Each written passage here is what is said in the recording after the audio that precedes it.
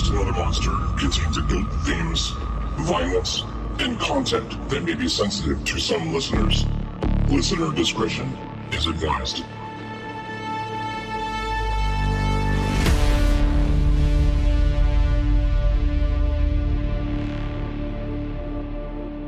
I am out at her house now. I just went in her home because I'm so worried about her. There is blood everywhere. Okay.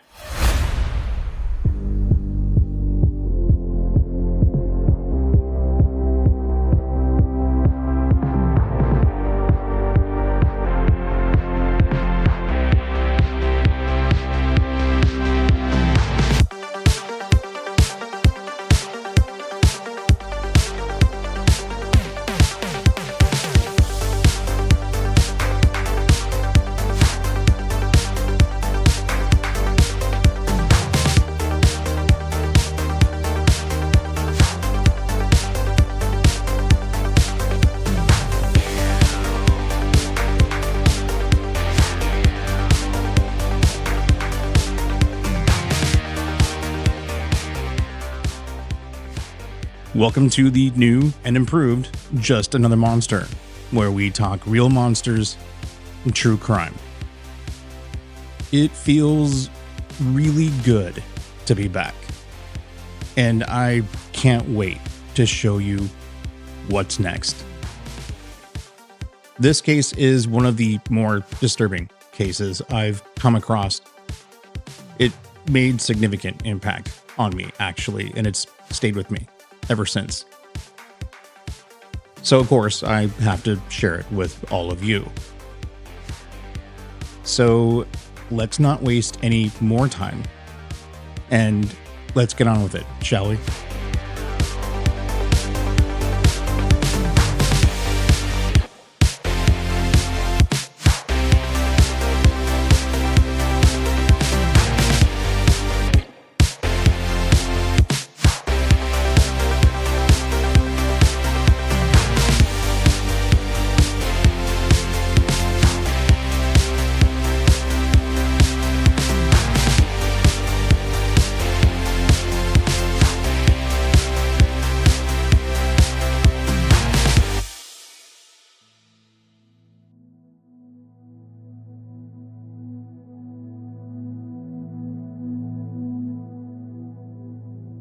It's November 2010. The leaves are changing color again, going from a vibrant and lively green to bright yellows and golden browns. The evening air is becoming frigid as the days grow shorter, and the blanket of night grows longer and darker. The sound of dry leaves scraping the sidewalks is a familiar sound with every breeze. The carved pumpkins on porches begin to soften and collapse on themselves, starting to resemble toothless old men. And it's a Wednesday, in a quiet little town in Ohio called Apple Valley. This little town of nearly 17,000 prides itself on being a very close-knit and safe community. It's the kind of town where everyone knows one another, and you could feel safe leaving your doors unlocked. Just virtually unheard of nowadays. 32-year-old Tina Rose Herman, along with her beloved children, 11-year-old Cody Herman, and 13-year-old Sara Maynard, called Apple Valley their home. Tina is described as courageous and energetic, and the greatest joy and purpose in her life was being a mother. As a single mother, she provided for her children by working at a local Dairy Queen as a manager, and she enjoyed the smaller things in life like sunflowers and her ever-growing collection of dolphin figurines. Tina shared her two children with a former long-term partner, Larry Maynard. Their two were never married but maintained a civil partnership to help raise the children together. Her 11-year-old son, Cody, had just recently started his school year as a 5th grade honor roll student at East Knox Middle School. Cody was a budding athlete who loved sports, particularly baseball. Tina's 13-year-old daughter, who attended the same school, as a 7th grader, was a bubbly and blossoming teenage girl who was a star athlete that played softball and volleyball while working toward her aspirations of becoming a pediatrician. Tina, Cody, and Sara, along with their miniature pinscher Tanner, enjoyed a happy and picturesque life in this small town in Apple Valley, Ohio. But things weren't always easy for them. Tina had been in an on-again, off-again relationship for over 6 years with a 30-year-old man named Greg Borders. In 2007, Tina and Greg had purchased their home in Mount Vernon together so they could raise Tina's children in a safe and suitable home, but both would end up facing many challenges over the years. A couple of years later, the pair would throw in the towel on their romantic relationship, but would continue to maintain a somewhat civil relationship because they did own their home together and Greg loved Cody and Sara. Greg worked at a Target distribution center in West Jefferson, Ohio, which is a 2-hour drive from their home in Mount Vernon. So even after Greg broke things off with Tina, they would still share their home, while Greg would stay at his mother's from time to time. 2007 through 2010 was the peak of the subprime mortgage crisis that impacted millions of Americans. Millions lost their hard-earned, well-paying jobs, businesses went bankrupt, homelessness increased exponentially in many cities throughout the US, while banks were bailed out of their financial responsibilities and continued to line the pockets of the wealthy. There were approximately 3.8 million housing foreclosures between 2007 and 2010 alone. Now, for comparison, in 2023, there were only 270,000 properties that started the foreclosure process. So, like millions of other Americans, Tina and Greg were not immune to the housing crisis and the subsequent rising interest rates, so they too were in the process of losing their home. Facing a foreclosure and the final demise of their romantic relationship, the two had decided it was time to part ways and to start putting in efforts into new chapters for themselves. But what Tina didn't know is that this new chapter in her life would come to a violent and horrific end. Wednesday, November 10th, 2010, was a pretty typical day for both Tina and Greg. Greg had already left for work early that morning, and Cody and Sara had gone off to school. Tina wanted to take advantage of some of the daylight hours to run some errands and tour some apartments in the area before she had to go to work that evening. But as the hours passed, the day grew darker and colder, and Tina never made it to work. Tina's manager, Valerie Haythorne, grew extremely concerned when Tina was a no-show for her 4 p.m. shift at Dairy Queen. Now, this was very out of character for Tina. Valerie knew that something had to be very, very wrong for Tina to not show up for work or even call in. Tina wasn't answering her phone or responding to text messages, and Valerie began to feel a pit growing in her stomach. Something was very wrong with this. Once Valerie was done with her shift, she decided to make the drive to Tina's house on King Beach Drive. Tina's quaint little 3-bedroom home was perched up at the end of a large driveway and surrounded by dense woods. The nearest neighbor was about 200 yards away. As Valerie approached the home, she noticed the lights were still on, and there were 2 vehicles in the driveway: Tina's Ford F-150 and another car that Valerie was unfamiliar with. No one came to the door after Valerie's repeated knocks. There were no answers to her countless calls. And strangely enough, there were no barks coming from Tanner, the family dog. The whole situation was very strange, and Valerie had a strong feeling that something was very, very wrong.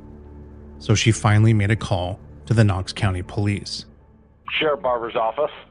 Hi, my name is Valerie Haythorne, and I work out at Dairy Queen. I'm the general manager out there. One of my employees did not show up for work this afternoon at 4 o'clock, Okay. which is totally uncharacteristic of her. She's one of my managers. Okay. I drove out by her house and went and knocked on the door, left her a note. She's not answering her phone, which is totally uncharacteristic. She's not answering her texts, and she is not at home, but her truck and her coat are in her house. Her truck's there and her coat is in the house. I'm very concerned about her. What's her name? Her name is Tina Herman, Herrmann. Okay. I know that she and her boyfriend are splitting up, and he can be a real jerk with her. Okay. Do you have a phone number for her? Oh God, I do, but it's in my phone. I'd have to call you back. Okay, that's fine. What was your name again? My name is Valerie Haythorne. Okay. Okay, I will have a deputy swing out there and check on her. Okay, I appreciate it. Thank you. Anytime. All right, bye. After Valerie's call, the police eventually made it to Tina's home to perform a welfare check around 7:25 p.m. They approached the home, noticing that the lights were on, and proceeded to knock on the front door repeatedly. But again, there was no answer. With no real indication of foul play, the police left, assuming that, maybe Tina left with some friends or family in a rush for what could have been a number of reasons. The following Thursday morning, the police would receive a phone call from a man named Ron Metcalf. Ron was the boyfriend of a 41-year-old woman named Stephanie Sprang. Stephanie was a mother herself to two boys, Seth and Michael, and she also had a daughter named Trisha. Stephanie was born and raised in Mount Vernon, Ohio, and she was a 1987 graduate of Mount Vernon High School, where she ran for the school's cross-country track team. And Stephanie also happened to be best friends with Tina Herman. Ron Metcalf called police to inform them that Stephanie was missing. The last time he had seen or spoken to Stephanie was when she was leaving to meet with Tina at her home. Ron knew that the breakup between Tina and Greg was pretty messy, as there were allegations of abuse and mistreatment in the relationship. So Ron was rightfully worried. At this point, the Apple Valley Sheriff's Department began to see a bit of a connection here. So the next logical course of action for them was to call Cody and Sarah's school. When they did, they were informed that neither Cody or Sara were at school, and that they were dropped off by their bus drivers at their house the day before. So now you have two women, two children, and a dog that seem to have just up and vanished without a trace. Another day had come and gone, and Tina was once again a no-show for her shift at work.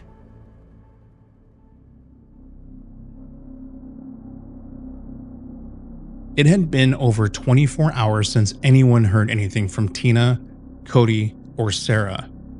Now, after missing 2 shifts in a row, Tina's manager and friend Valerie knew deep down in her gut that something was very wrong. That pit in Valerie's stomach started to become a chasm, and she was overcome with the feeling of absolute dread. It was now Thursday, November 11th. A little after 4 p.m., Valerie once again made the drive out to Tina's home. The lights were still on, and everything was pretty much as she left it the last time she was there. But this time, being the tenacious person that Valerie is, she decided to do a little more than just knock on the door and leave a note. This time, she was going to make her way inside of the home. She ended up crawling in through a back window, and what she saw sent chills down her spine. This is Deputy Selby. I can help you. Yes, this is Valerie Haythorne. I called in last night about Tina Herman being missing. I am out at her house now. I just went in her home because I'm so worried about her. There is blood everywhere. Okay. Where are you at? I'm sorry. I just got back today, so... Okay. So you just need to kind of fill me in a little bit, okay? Tina Herman works for me. She did not show up for work yesterday, and we have not been able to locate her or her children for it's been 24 hours now. I just spoke with... No, I'm sorry, ma'am. Okay. I just need an address. I just need an address. 481 Kings Beach Drive in Apple Valley. Okay. Just give us a few minutes, and we'll be in round, okay? Okay. Don't go back in the house. I'm not going anywhere. I'm staying in the driveway. Okay, thank you. All right. Bye. Bye. The Mount Vernon police immediately rushed to the house on King Beach Drive, where they were met with a hysterical Valerie. See, she knew something was wrong from the start. Police approached the door and made their presence known. Guns drawn and alert, the officers cautiously made their way into the home. Upon entry, the officers were met with a large, blackened pool of coagulated blood that had saturated through Tina's beige carpet. This was the first indication that something horrible had happened. As police made their way further into the home, 2 more large pools of blood are found in 2 distinct areas of the home. The smell of blood was so thick in the air you could taste the copper in your mouth. One very interesting thing about these pools of blood were the drag marks that led away from them. They were accompanied by a set of blood-soaked footprints. 3 rivers of black crimson trailed out from the living room, Sarah's room, and Tina's room, and they converged into one that led directly into the bathroom. The officers then made their way into the bathroom, having no idea what they were about to see. The entire inside of the bathroom was drenched in blood, literally. The shower curtain itself was soaked in blood from the bottom up, like a high watermark. It indicated that there had been, at one point, several inches of it in the tub. The amount of blood covering the walls, toilet, floor, and bathtub was immeasurable. It was enough to indicate that whosever blood it was, they were very unlikely to be alive.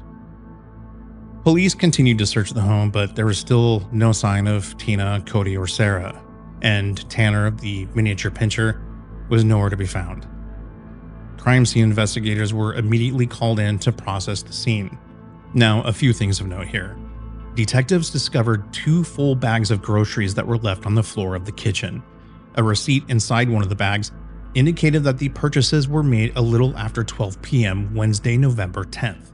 There were also no obvious signs of a burglary or forced entry into the home. There were no broken windows, there were no doors kicked in, but one of the detectives noticed that the right side of the garage door was off its rail. It caused it to kind of skew upward, leaving a gap just large enough for a human being to crawl out of or into the garage. When detectives entered the garage, they discovered Stephanie's Jeep. It had mud and weeds in the grill, and small amounts of blood were detected inside of it. Also in the garage was a Walmart shopping bag that contained unopened tarps and garbage bags, and Tina's truck, a Ford F-150, was missing.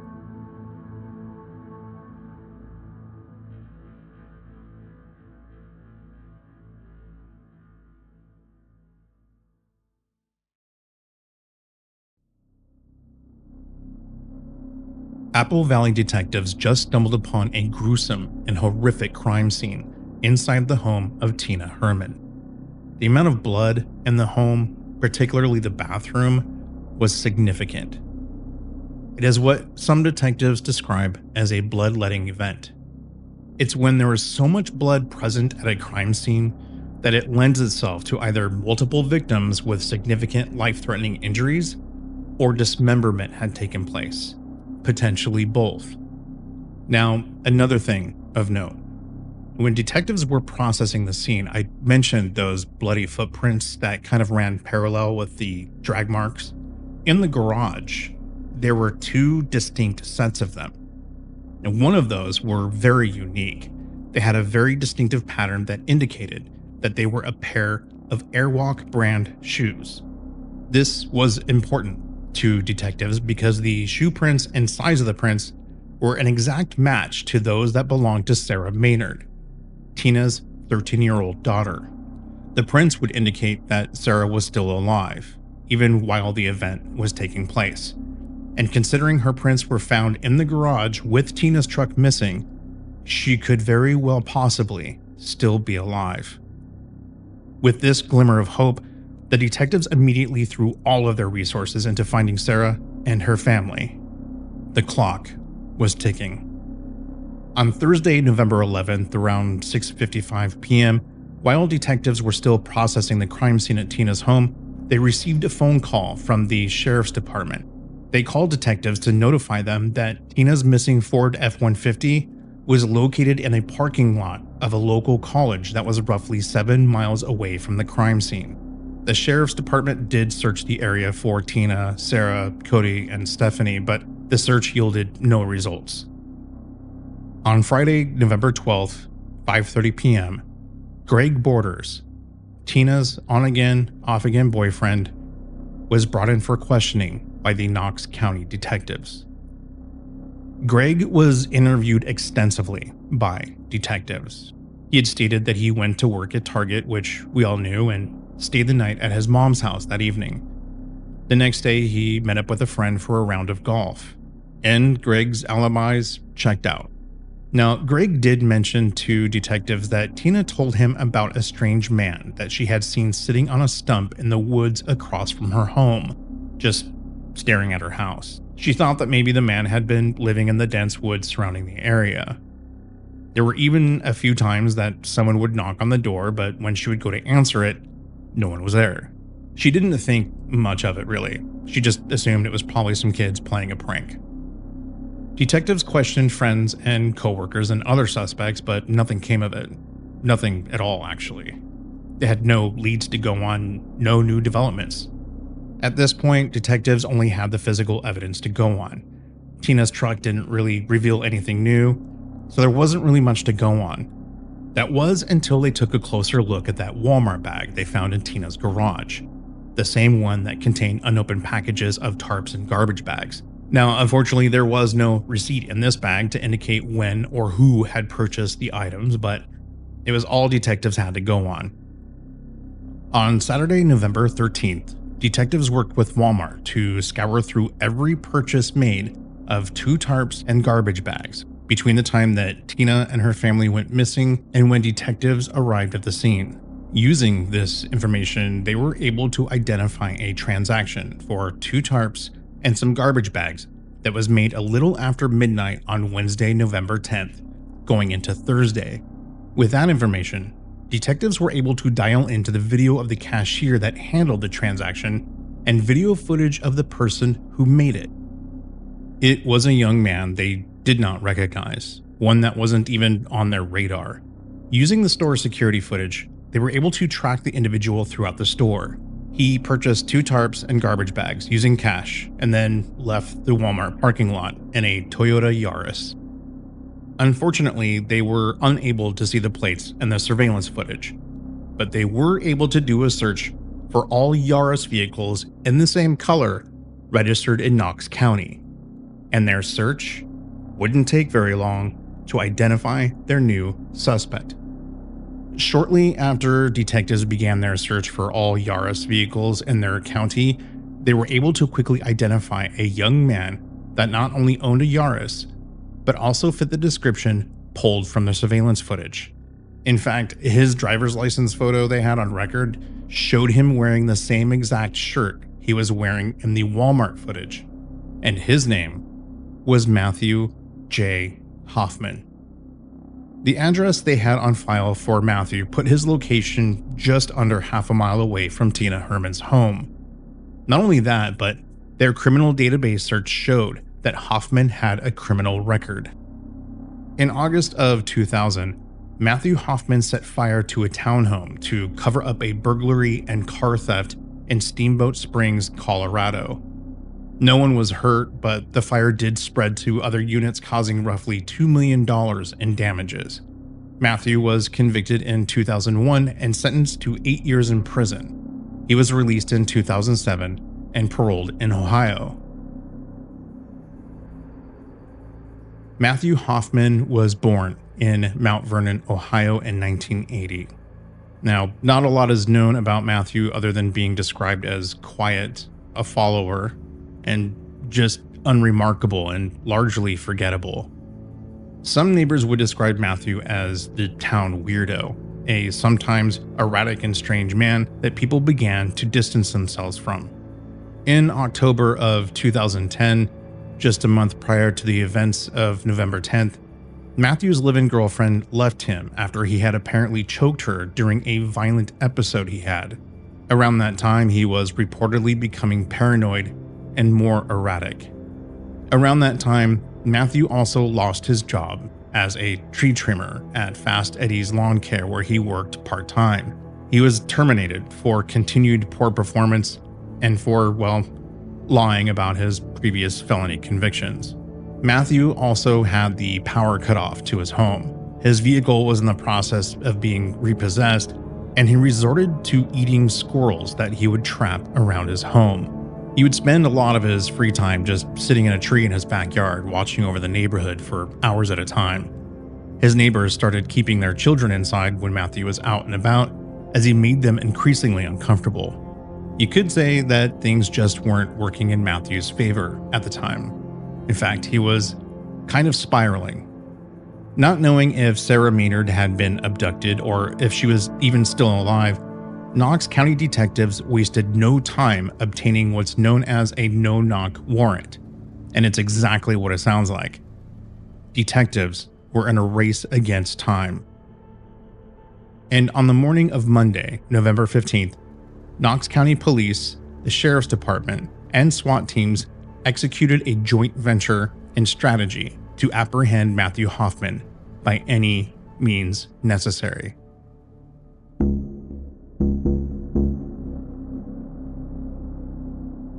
The SWAT team proceeded to get into formation around Matthew's home, covering all potential exits. Once they were given the command, SWAT kicked the door in.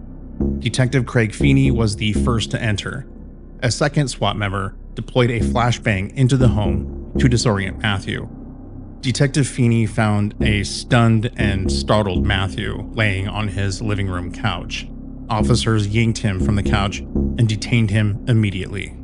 Once Matthew was removed from the home and the smoke settled, Knox County detectives and members of the Sheriff's Department were stunned by what they saw. Upon entering Matthew Hoffman's home, detectives noticed a giant pile of leaves in the living room.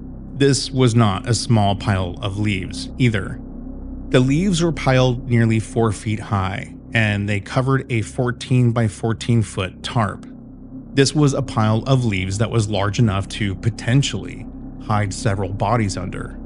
Police used sticks to poke around the pile of leaves, but that's all it ended up being, just a big old pile of dried up leaves.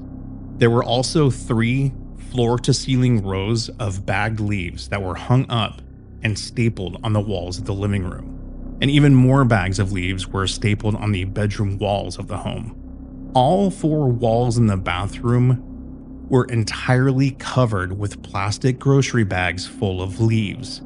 They were tied up and systematically stapled to the walls and stacked upon one another. There were 110 of them, to be exact. Even the bathroom mirror was covered with bags of leaves. Now, I had to look this up, but it sounds like that Matthew was either a dendrophile or a nemophilist. But I'm guessing with a bit of both. I'm not a psychiatrist or a psychologist by any means. A dendrophile is characterized as someone that has what many would consider a sexual attraction or desire for trees and leaves, where the more subtle nemophilist is someone that has a fondness for forests and the woods. And that goes back to the title of this episode. The tree fucker was just a bit too on the nose, I think. Strange, childlike drawings were scrawled onto the walls of the kitchen.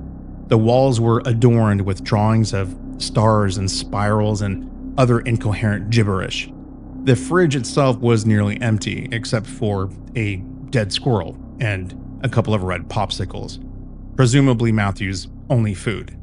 Officers cleared the upstairs and downstairs portions of the home, and there was still no sign of Sara or her family.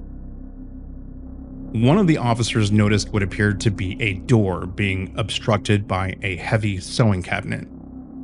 Beyond this door was a small hallway, and at the end of this small hallway was an old wooden staircase leading down into a dark, unfinished basement.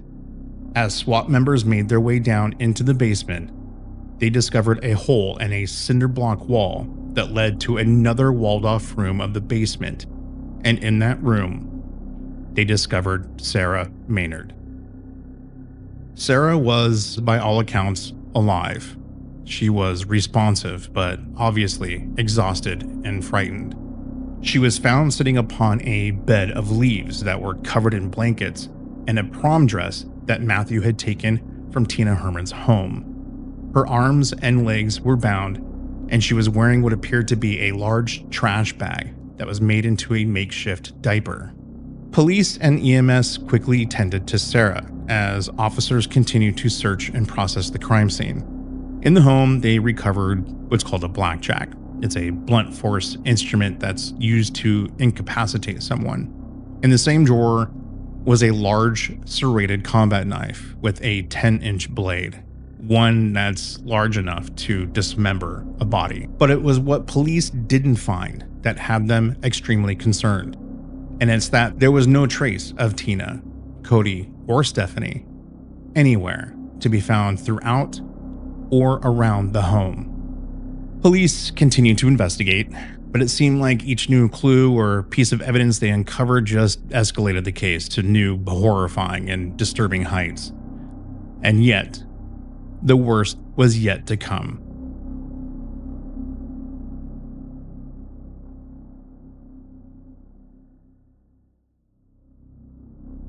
Now that Sara was safe in the hands of Knox County Police and away from the monster that refers to himself as Matthew Hoffman, it was time for detectives to have a nice sit-down chat and, get to know him a little. And I understand what's going on here. We can explain all this to you if you want to talk to me, okay? I think you know what we want to talk about. We need to find some people. And can you hear me?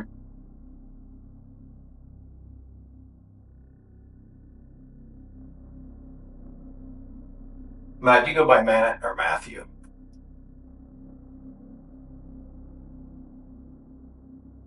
We'll give you a minute, man, if you need to think a little bit. Just tell us when you're ready. As you can probably tell, Matthew isn't the talkative type. The interrogation went on like this for nearly 4 straight hours.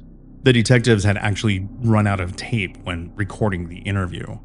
Matthew barely uttered a word during this time, but at one point, about 20 minutes into the interrogation, he did offer some level of communication, if you can call it that. Your mom loves you, man. Like I told you, there's reasons for everything, okay? We know that. You know that. You've got to get it worked out. It's been working for several days. And obviously, here we are sitting here today, so that must mean something, man. Other people, there's family members out there of other people, and all they want is closure. That's all they want. They've been up for days like you and I had, Heart hurts. I don't understand sign language, man. Broken. Your heart's broken because of what happened. Someone broke your heart. Talk to me, man. You started. Let's just finish. Let's just continue right on. Now, it's probably a little hard to explain this without actually seeing it, but I hope from the audio you can kind of surmise what was happening. But it was almost as if he was attempting to communicate with sign language, but it wasn't sign language. Matthew had balled up his fist and wrapped his chest, and then used his hand to kind of convey an explosion or shattering. I think he was attempting to say that his heart was shattered. The whole fiasco was just incredibly self-serving and ridiculous. I'm not going to share much more from that interrogation because there really isn't much. It's basically 4 hours of silence. And during that whole time, Matthew showed no signs of remorse or regret. He was about as expressive as a fence post. He clearly had no interest in sharing any information about Tina, Cody, or Stephanie's whereabouts, and detectives were losing their patience with him. It wasn't until Special Agent Joe Dietz entered the interrogation that Matthew began to slowly unfold. I'm Joe Dietz. I'm a special agent who's been involved in a criminal investigation. I just came in down here to help these guys out a little bit. This morning I've been, since the time that they came into your house, I've been down with Sara. I don't know if you knew her name, Sara. But I've been down kind of trying to take care of Sara, helping her down at the hospital, getting the, examination and all that stuff done. Getting her story, trying to kind of look after her because, it's obviously been a little tough, for her. I mean, obviously you have some feelings for her, and I understand that. I don't always get the opportunity to express those feelings the way we would want to, and I'm sure that you didn't see this coming, to close the way it did. The strategy here was simple. Appear friendly, almost sympathetic at first, and then mimic Matthew's behavior. Now, after introducing himself and pleading with Matthew a little bit, Special Agent Dietz laid back in his chair, sitting directly in front of Matthew, and just stared at him without saying much of anything for nearly an hour. This, oddly enough, was actually enough to get Matthew to unravel a bit and utter a few words. I can't tell you anything because I don't know. I knew I must have done something wrong, and I found her in my house. She climbed up, and so I took care of her. But after this, more silence followed. Special Agent Dietz used several tactics to try and get Matthew to talk. He tried everything from having conversations on the phone with other detectives while Matthew was in the room to praying for him and praying with him. But nothing worked. Matthew just sat there stoically with his eyes closed and didn't make a sound. Now, after about 5 hours of this, talking was over. Eventually, Matthew was photographed and processed. Now, reportedly, Hoffman did open up to Special Agent Dietz, and he did so in a single-stall restroom. Unfortunately, none of it was recorded. But he had told Special Agent Dietz that he had a nightmare the night before.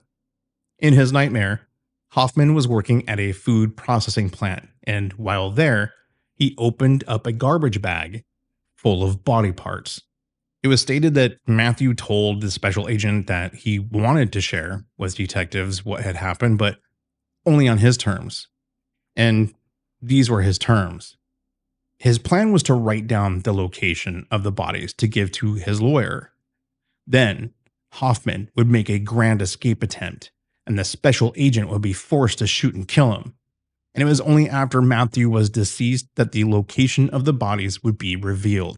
Now, Matthew claimed that he could not live with what he had done, and that if his terms could not be agreed to, then he would commit suicide in jail. Matthew said he didn't want to be injected with Thorazine for the rest of his life in prison.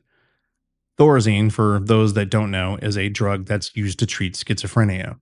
Now, Special Agent Dietz obviously was not going to go along with this masterful plan. And as a response, Matthew claimed he had made the whole story up and that he didn't know where the bodies were. They just, whoops, where'd they go? Matthew even referred to himself as a monster. See, they are real. The search for Tina, Cody, and Stephanie continued, and Matthew continued to remain silent. He refused to speak to anyone for days following his arrest. But it was on November 18th, 2010, that Matthew finally ended the facade and caved.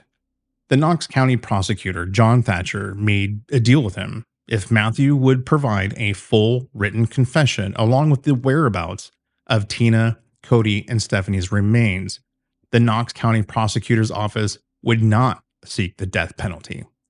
And once the deal was struck, Matthew willingly provided both. Now, in his initial statements early in the investigation, Matthew claimed that he didn't know what happened at all, that he just kind of just woke up and Sara was just there, tied up, sitting in his home. He even tried to make some poor attempts at emulating compassion by talking about how he took care of Sara during the 4 days of her captivity with him. He talked about how he and Sara watched the first and second Iron Man movies together. He let her play video games and gave her a copy of Treasure Island to read. He even made hamburgers for her, and he would sleep with his arm around her on that weird-ass fucking leaf bed he made. He made promises to Sara, telling her that she would be okay and that she would be home playing with her family once again by Christmas.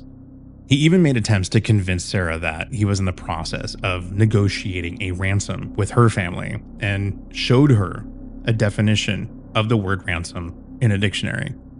And he also shared some of the incredibly disturbing details of the sexual assaults he committed against Sara.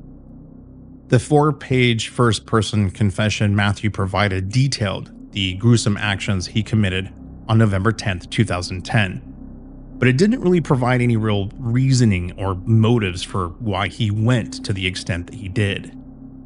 Now, I read through it myself, the whole thing.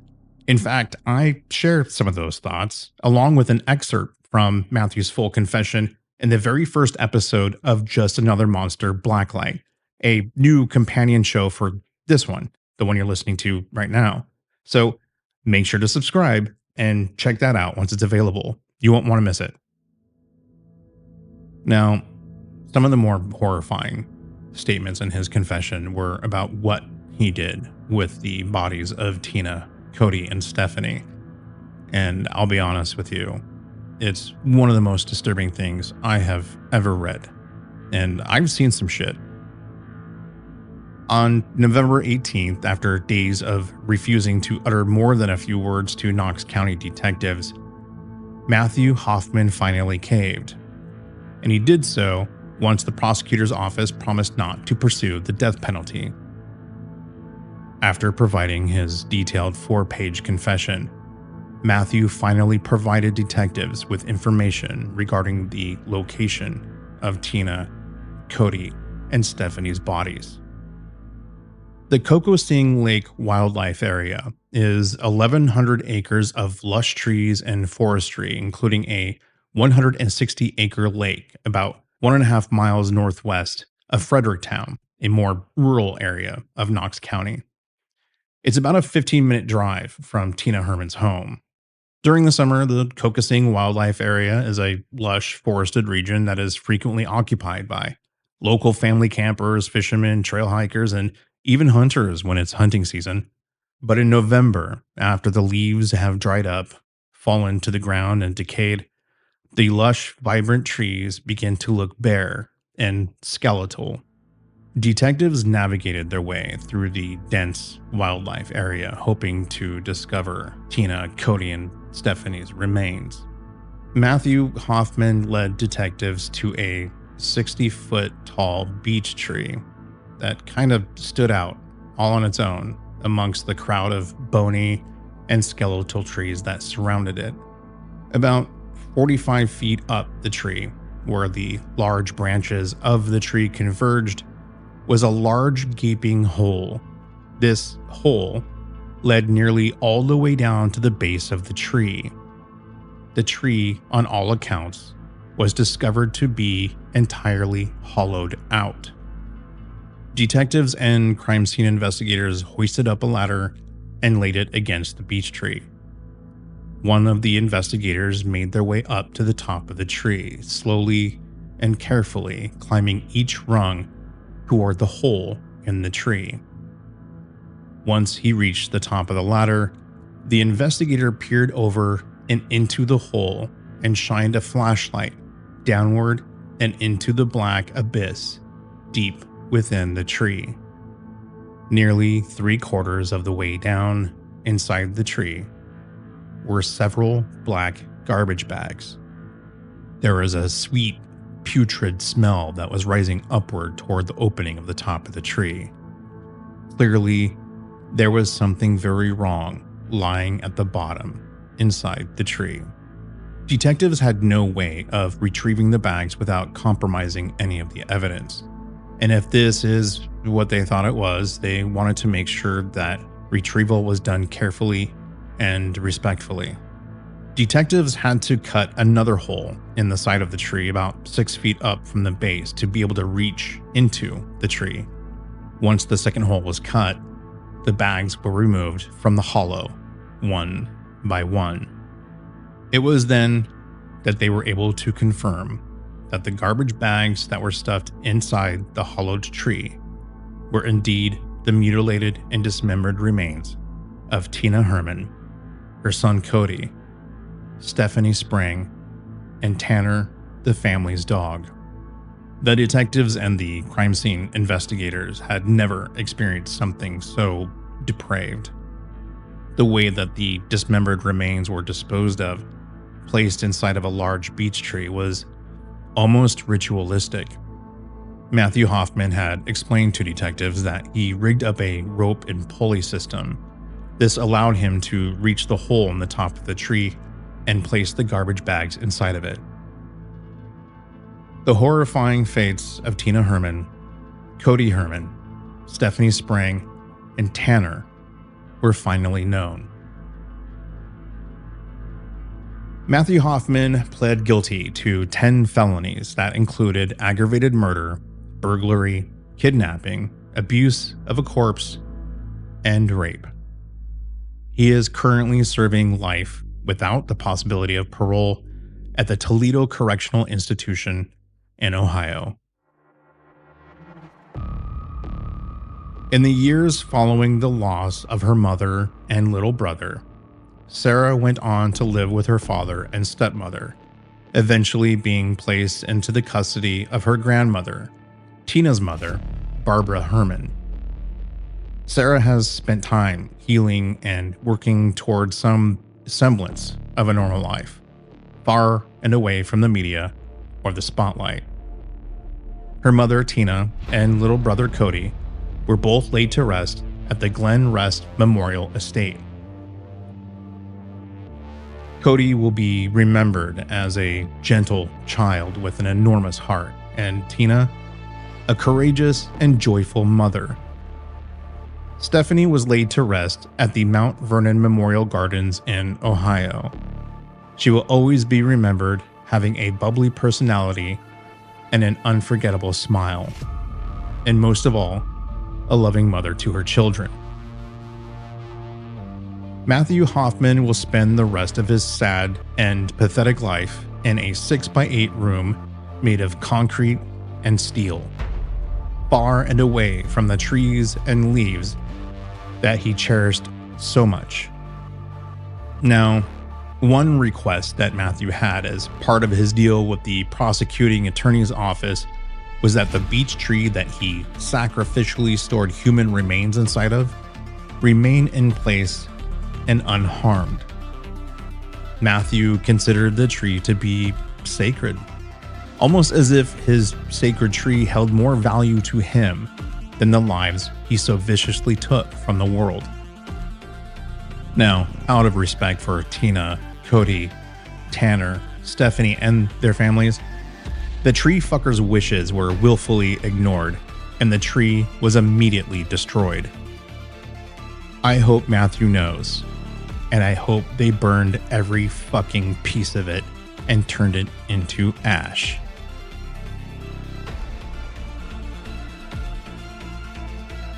If you enjoyed this episode, please consider subscribing. If not, please leave a positive review on your preferred listening platform. Thanks for listening.